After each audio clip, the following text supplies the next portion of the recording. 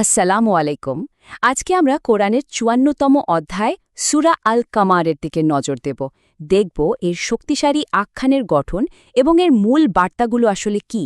সূরাটি শুরুই হচ্ছে এক অসামান্য মহাজাগতিক ঘটনা দিয়ে। এই ঘোষণাটা শুধু ভবিষ্যতের কোনো খবর নয়, বরং শুরুতেই একটা জরুরি অবস্থা আর ঐশ্বরিক ক্ষমতার চূড়ান্ত কর্তৃত্বের জানান দিচ্ছে।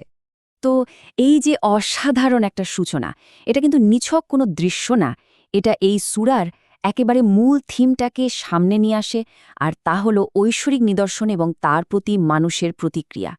আর দেখুন, শুরুতেই একটা মৌলিক দ্বন্দ্ব পরিষ্কার করে দেওয়া হয়েছে। যখনই মানুষের সামনে কোনো স্পষ্ট নিদর্শন আসে, তারা প্রায় সেটাকে অস্বীকার করে। যুক্তির বদলে নিজেদের খেয়াল খুশিকেই তারা বেশি গুরুত্ব দেয়। মজার ব্যাপার হলো, এই ব্যাপারটা কোনো একবারের ঘটনা নয়। সূরাটি আমাদের বলছে যে ইতিহাস জুড়ে এই প্রত্যাখ্যানের একটা ধারা বা প্যাটার্ন বারবার ফিরে এসেছে। তো এই প্যাটার্নটা বোঝানোর জন্য সূরাটি আমাদের ইতিহাসের পাতা থেকে বেশ কিছু উদাহরণ দেখায়। আর এই শুরুটা হচ্ছে নবী নূহের সম্প্রদায়কে দিয়ে। চলুন প্রথম উদাহরণটা একটু ভালোভাবে দেখি। তারা তাদের বার্তাবাহককে শুধু যে অস্বীকার করল তাই না, তাকে উন্মাদ বলে তাড়িয়ে দিল। চরম হতাশায় নবী নূহ যখন আল্লাহর কাছে সাহায্য চাইলেন, তখন তার ফল হিসাবে নেমে এলো এক সর্বগ্রাসী বন্যা, যা আকাশ আর জমিন থেকে একসাথে এসেছিল। আর এই গল্পটা শেষ হচ্ছে একটা জোরালো প্রশ্ন দিয়ে। এটা বারবার মনে করিয়ে দেয় যে সতর্কবাণীকে উপেক্ষা করার পরিণতি কতটা ভয়াবহ হতে পারে।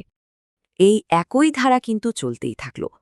আদ সম্প্রদায়ও ঠিক একই রকম একগুঁয়ে ছিল। তারাও সত্যকে প্রত্যাখ্যান করল, আর শাস্তি হিসেবে এক দুর্ভাগ্যজনক দিনে তাদের ওপর নেমে এলো এক ভয়ঙ্কর ঘূর্ণিঝড়। এমন ঝড় যা মানুষকে একেবারে গোড়া থেকে উপড়ে ফেলা খেজুর গাছের মতো ছিন্ন ভিন্ন করে দিয়েছিল। এবং আবারও সেই একই কথা, একই সতর্কবার্তা। এই পুনরাবৃত্তিটা কিন্তু এই অধ্যায়ের মূল বার্তাটাকে আরও শক্তিশালী করে তোলে। আচ্ছা, তৃতীয় উদাহরণটা আরও নির্দিষ্ট।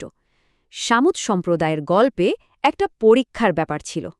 তারা তাদের নবীকে নিয়ে প্রশ্ন তুলল, তাকে দাম্ভিক মিথ্যাবাদী বলল। তো পরীক্ষার জন্য তাদের একটি উটুনিকে নিদর্শন হিসেবে দেওয়া হয়। কিন্তু তারা কি করল? তারা সেই উটুনিটাকেই মেরে ফেলল। এর ফল হলো একটাই, প্রচণ্ড শব্দ, যা তাদের শুকনো খড়কুটোর মতো গুড়িয়ে দিল। এই একই ভুলের পুনরাবৃত্তি আমরা দেখি লুতের সম্প্রদায় আর ফেরাউনের লোকদের ক্ষেত্রেও। প্রত্যেকেই তাদের কাছে আসা সতর্কবাণীকে অগ্রাহ্য করেছিল।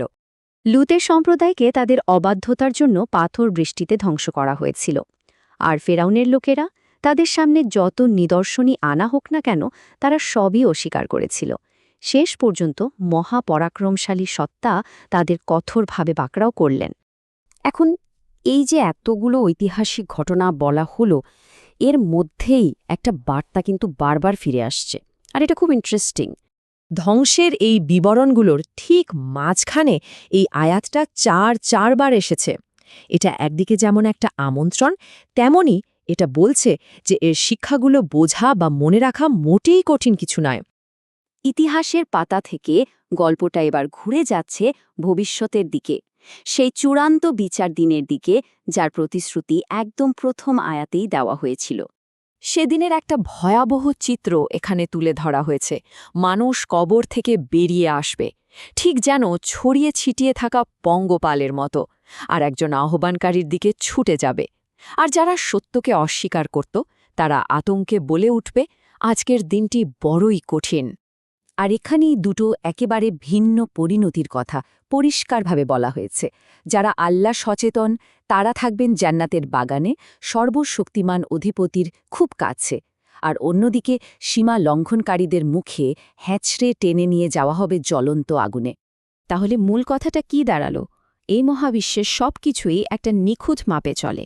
আল্লাহর আবেশ চোখের পলকে কার্যকর হয়, আর আমাদের ছোট বড় প্রত্যেকটা কাজ সবই কিন্তু রেকর্ড করা হচ্ছে।